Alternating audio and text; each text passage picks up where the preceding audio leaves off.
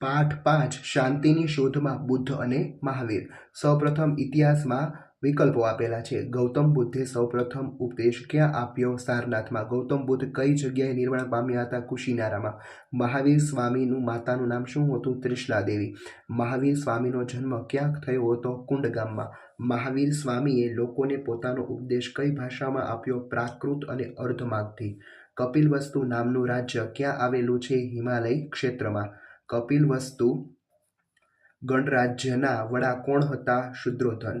ગૌતમ બુદ્ધનું બાળપણનું નામ સિદ્ધાર્થ. સિદ્ધાર્થના પિતાનું નામ શું હતું? શુદ્રોધન. ગૌતમ બુદ્ધની પત્નીનું નામ યશોધરા. સિદ્ધાર્થની પાલક માતાનું નામ ગૌતમી મહાપ્રજાપતિ. સિદ્ધાર્થના ગુરુનું નામ શું હતું? તો કે આલાર કલામ. ગૌતમ બુદ્ધને કયા દિવસે જ્ઞાન પ્રાપ્ત થયું હતું? વૈશાખી પૂર્ણિમાના દિવસે. બુદ્ધના પ્રથમ ઉપદેશને શું માનવામાં આવે છે? ધર્મચક્ર પ્રવર્તન. ગૌતમ બુદ્ધના મતે આર્ય સત્ય કેટલા છે? 4. બુદ્ધે ઈશ્વર અને આત્માનો ઇનકાર કરી શાને મહત્વ આપ્યું છે? કર્મવાદને. જૈન ધર્મના 23મા તીર્થંકર કોણ હતા? પાર્શ્વનાથ. જૈન ધર્મના 24મા અને છેલ્લા તીર્થંકર મહાવીર સ્વામી. મહાવીર સ્વામીનું બાળપણનું નામ વર્ધમાન. મહાવીર સ્વામીનો જન્મ કયા ગણરાજ્યમાં થયો હતો? કુંડગામમાં. મહાવીર સ્વામીએ કેટલા વ્રતો આપ્યા હતા? 5. વર્ધમાનની પત્નીનું નામ શું હતું? યશોદા. વર્ધમાનની પુત્રીનું નામ શું હતું? પ્રિયદર્શિની. મહાવીર સ્વામીએ કઈ નદીના કિનારે સર્વોચ્ચ જ્ઞાન પ્રાપ્ત કરવા 12 વર્ષ સુધી કઠોર તપશ્ચર્યા કરી હતી? ઋજુપાલિક. મહાવીર સ્વામીએ આપેલ ઉપદેશને કયા સિદ્ધાંત તરીકે ઓળખવામાં આવે છે? ત્રિરત્નના સિદ્ધાંત તરીકે. મહાવીર સ્વામીએ પોતાના મન અને ઇન્દ્રિયો ઉપર વિજય પ્રાપ્ત કર્યા હોવાથી તેઓ શું કહેવાયા? જીન. મહાવીર સ્વામીના મોટા ભાઈનું નામ નંદીવર્ધન. જૈન ધર્મને જાણવાના સંપૂર્ણ અને મહત્વપૂર્ણ ગ્રંથો કયા છે? આગમ ગ્રંથો. ચાલો એના પછી ખાલી જગ્યાઓ આપણે પૂરીશું. ભારતમાં હિમાલય નજીક નેપાળની તરાઈમાં કપિલવસ્તુ નામનું રાજ્ય હતું. કપિલવસ્તુના ક્ષત્રિયો શાક્ય જાતિના હતા. ગૌતમ બુદ્ધનો જન્મ ઈસવીસન પૂર્વે 566માં શુદ્રોધન અને મહાદેવીના ઘરે થયો હતો. ગૌતમ બુદ્ધના પુત્રનું નામ રાહુલ હતું. ગૌતમ બુદ્ધે બોધિ ગયા ખાતે પીપળાના વૃક્ષ નીચે બેસીને સાધના કરી હતી. ગૌતમ બુદ્ધે સૌપ્રથમ વખત 5 બ્રાહ્મણ મિત્રોને સારનાથ ખાતે ઉપદેશ આપ્યો હતો. ગૌતમ બુદ્ધે ઈશ્વર અને આત્માનો ઇનકાર કરી કર્મવાદને મહત્વ આપ્યું હતું. ગૌતમ બુદ્ધની માતાનું નામ માયાદેવી હતું. બૌદ્ધ ગ્રંથો ત્રિપિટકમાંથી બૌદ્ધ ધર્મ વિશેની ઘણી માહિતી મળે છે. જૈન ધર્મમાં કુલ 24 તીર્થંકરો થઈ ગયા. પાર્શ્વનાથ 30 વર્ષની વયે ગૃહત્યાગ કરી સંન્યાસી બન્યા હતા. ગૌતમ બુદ્ધના પિતાનું નામ શુદ્રોધન હતું. ઇન્દ્રિયો ઉપર વિજય પ્રાપ્ત કરવાના પરાક્રમથી વર્ધમાન મહાવીર તરીકે જાણીતા થયા. મહાવીર સ્વામી માનતા હતા કે હિંસા એ માનવ સમાજનું સૌથી મોટું દૂષણ છે. મહાવીર સ્વામીએ જૈન સાધુઓ અને સાધ્વીઓને બ્રહ્મચર્યનું પાલન કરવા જણાવ્યું હતું. મહાવીર સ્વામી 72 વર્ષની ઉંમરે પાવાપુરીમાં નિર્વાણ પામ્યા હતા. ચાલો એના પછી ખરા ખોટા આપેલા છે. બુદ્ધ અને જૈન ધર્મે બંને ધર્મે પોતાના લોકોને શાંતિ અને અહિંસાનો માર્ગ અપનાવવા અનુરોધ કર્યો. સાચું. બુદ્ધ દ્વારા પ્રથમ ઉપદેશ બોધિગયામાં આપવામાં આવેલ. ખોટું. બુદ્ધને સારનાથમાં જ્ઞાન પ્રાપ્ત થયું હતું. ખોટું. કપિલવસ્તુના ક્ષત્રિયો લીછવી જાતિના હતો. ખોટું. બુદ્ધનો અર્થ જાગૃત કે જ્ઞાની થાય છે. સાચું. જ્ઞાન પ્રાપ્તિ પછી વર્ધમાન ગૌતમ બુદ્ધ કહેવાય. ખોટું. ગૌતમ બુદ્ધનું અવસાન 80 વર્ષની વયે કુશીનારામાં થયું હતું. સાચું. મહાવીર સ્વામી જૈન ધર્મના પ્રથમ તીર્થંકર હતા. ખોટું.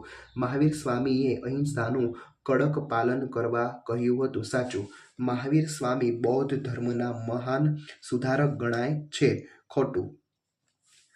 મહાવીર સ્વામી ચોરીને સૌથી મોટું અનિષ્ટ માનતા. સાચું. વર્ધમાનના પિતા સિદ્ધાર્થ કપિલવસ્તુના રાજા હતા. ખોટું. જૈન ધર્મમાં 20 તીર્થંકરો થઈ ગયા. ખોટું. મહાવીર સ્વામીના બાળપણનું નામ વર્ધમાન હતું. સાચું. મહાવીર સ્વામી શ્રવણ બેલગોડામાં નિર્વાણ પામ્યા હતા. ખોટું.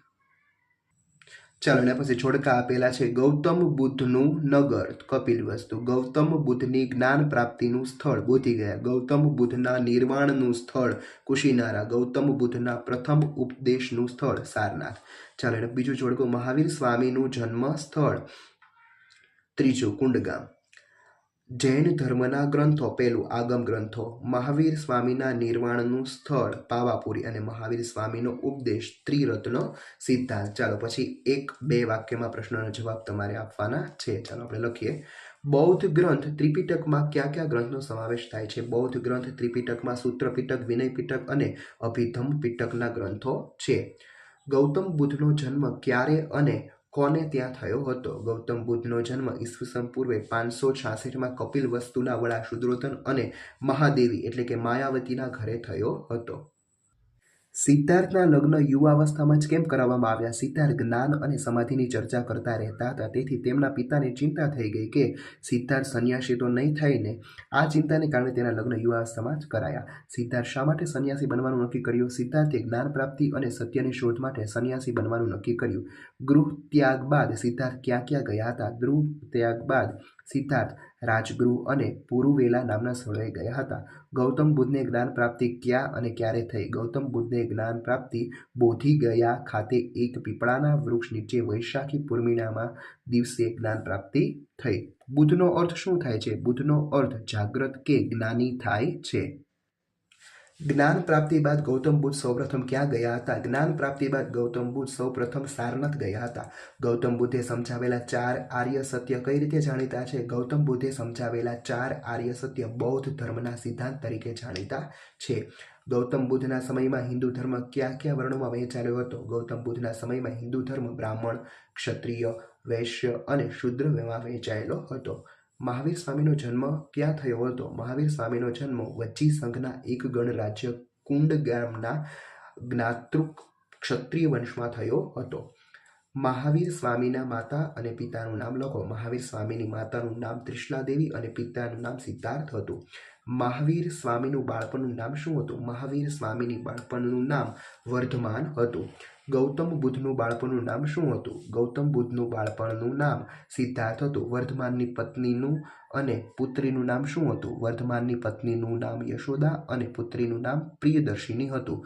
વર્ધમાન જીન શાથી કહેવાયા? વર્ધમાને મન અને ઇન્દ્રિયો પર વિજય મેળવ્યો હોવાથી તે જીન કહેવાયા. મહાવીર સ્વામીએ કયા 5 વ્રતો આપ્યા છે? મહાવીર સ્વામીએ અહિંસા, સત્ય, અસ્તેય, અપરિગ્રહ, બ્રહ્મચર્ય નામના 5 વ્રતો આપ્યા છે. ગૌતમ બુદ્ધ અને મહાવીર સ્વામીએ કઈ ભાષામાં ઉપદેશ આપ્યા? ગૌતમ બુદ્ધ અને મહાવીર સ્વામીએ પ્રાકૃત અને અર્ધમાગધીમાં ઉપદેશ આપ્યા. ગૌતમ બુદ્ધ અને મહાવીર સ્વામીના ઉપદેશથી લોકો પર શી અસર થઈ? ગૌતમ બુદ્ધ અને મહાવીર સ્વામીના ઉપદેશથી લોકોને નવા વિચારો મળ્યા. લોકોએ ધાર્મિક ક્રિયાકાંડો અને પશુ બલિનો ત્યાગ કર્યો અને મોટી સંખ્યામાં લોકો તેમના અનુયાયી બન્યા. ચાલો એના પછી પ્રશ્નોના ઉત્તર ટૂંકમાં લખો. ગૌતમ બુદ્ધના મતે 4 આર્ય સત્ય ક્યાં ક્યાં છે? તો કે તે નીચે મુજબ છે. પહેલું, સંસાર સુખમય છે. બીજું, દુઃખનું કારણ તૃષ્ણા છે. ત્રીજું, દુઃખનો નાશ તૃષ્ણાનો ત્યાગ છે. ચોથું, અષ્ટાંગિક માર્ગ અપનાવવાથી તૃષ્ણાનો ત્યાગ થાય છે.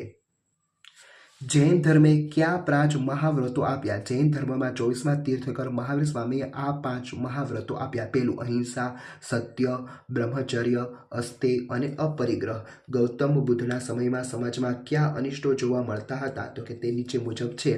સમાજમાં યજ્ઞ દરમિયાન પશુઓની હિંસા કરવામાં આવતી. ઘણા બધા લોકો માંસાહારી હતા. હિન્દુ ધર્મ બ્રાહ્મણ, ક્ષત્રિય, વૈશ્ય અને શૂદ્ર વર્ણોમાં વહેંચાયેલો હોવાથી સમાજમાં ઊંચ નીચના ભેદભાવો હતા અને સ્ત્રીઓને પૂરતું સન્માન મળતું ન હતું. ચાલો નીચેના પ્રશ્નોના ઉત્તરો લખો. પહેલો પ્રશ્ન, ગૌતમ બુદ્ધ અને મહાવીર સ્વામીના ઉપદેશમાં શી સમાનતા હતી? ચાલો સમાનતા છે એ નીચે મુજબ છે. પહેલી, બુદ્ધ અને મહાવીર બંનેએ સંસારને ભય અને દુઃખોથી ભરેલો માન્યો છે. તેઓ ઈશ્વરનો ઇનકાર કરે છે અને કર્મવાદને વધારે મહત્વ આપે છે. બીજું, બંનેએ અનુરોધ કર્યો કે સૌને સમાન ગણવા અને ઊંચ નીચના ભેદભાવ ન હોવા જોઈએ. ત્રીજું, સ્ત્રીઓને પુરુષોની જેમ સન્માન અને અધિકાર આપવા જોઈએ. અને ચોથું, તમામ પ્રાણીઓ પ્રત્યે દયા રાખવી જોઈએ. ચાલો, ગૌતમ બુદ્ધનો ઉપદેશ શું હતો? તો ગૌતમ બુદ્ધનો ઉપદેશ આ પ્રમાણે છે. પહેલું, આત્માના કલ્યાણમાં આસક્ત રહેવાને બદલે સદવિચારયુક્ત જીવન જીવવું જોઈએ. બીજું, તમામ પ્રાણીઓ સાથે અહિંસાથી વર્તવું જોઈએ. તે મનુષ્યનું સૌથી મોટું કર્તવ્ય છે. સમાજમાં ઊંચ નીચના ભેદભાવ ઊભા કરવા જોઈએ નહીં. માણસ પોતાના કર્મથી જ મહાન બને છે. ચોથું, સ્ત્રીઓને પુરુષો જેટલા અધિકાર આપવા જોઈએ. અને પાંચમું, પ્રાણી માત્ર પર દયા રાખવી જોઈએ. ચાલો, મહાવીર સ્વામીનો મુખ્ય ઉપદેશ શું છે? તો કે મહાવીર સ્વામીનો મુખ્ય ઉપદેશ આ પ્રમાણે છે. તેને ત્રિરત્નના સિદ્ધાંત તરીકે પણ ઓળખવામાં આવે છે. તે નીચે મુજબ છે. પહેલું, કોઈ પણ પ્રકારની હિંસા ન કરવી. પ્રાણી માત્રની રક્ષા કરવી. હંમેશા સત્યનું પાલન કરવું અને ક્રોધનો ત્યાગ કરવો. ત્રીજું, ચોરી ન કરવી, કોઈની પણ અનુમતિ વગર તેની વસ્તુ ગ્રહણ ન કરવી. ચોથું, જરૂરિયાત કરતાં વધારે ચીજવસ્તુઓ, ધન, ધાન્ય, આભૂષણો, વસ્ત્રો વગેરેનો સંગ્રહ ન કરવો. અને પાંચમું, જૈન સાધુઓ અને સાધ્વીઓએ બ્રહ્મચર્યનું પાલન કરવું જોઈએ. ચાલો એના પછી છેલ્લો પ્રશ્ન, રાજકુમારમાંથી સિદ્ધાર્થ ગૌતમ બુદ્ધ કેવી રીતે બન્યા? ગૃહ ત્યાગ બાદ સિદ્ધાર્થે 5 બ્રાહ્મણો સાથે તપશ્ચર્યા કરી. તેમને લાગ્યું કે અન્ન જળનો ત્યાગ કરી શરીરને કષ્ટ આપવાથી જ્ઞાન મળશે નહીં. તેથી તેઓ બોધિગયા ખાતે એક પીપળાના વૃક્ષ નીચે બેસીને તેમણે સત્ય અને જ્ઞાન મેળવવા સાધના શરૂ કરી. ઘણા દિવસોની સાધના પછી તેમને વૈશાખી પૂર્ણિમાના દિવસે જ્ઞાન પ્રાપ્ત થયું. જ્ઞાન પ્રાપ્ત થતાં તેઓ સિદ્ધાર્થમાંથી બુદ્ધ થયા. બુદ્ધનો અર્થ જાગ્રત કે જ્ઞાની થાય છે. પાછળથી તેઓ ગૌતમ બુદ્ધ કહેવાયા. અહીં તમારું આ ચેપ્ટર પૂરું થાય છે. Thank you.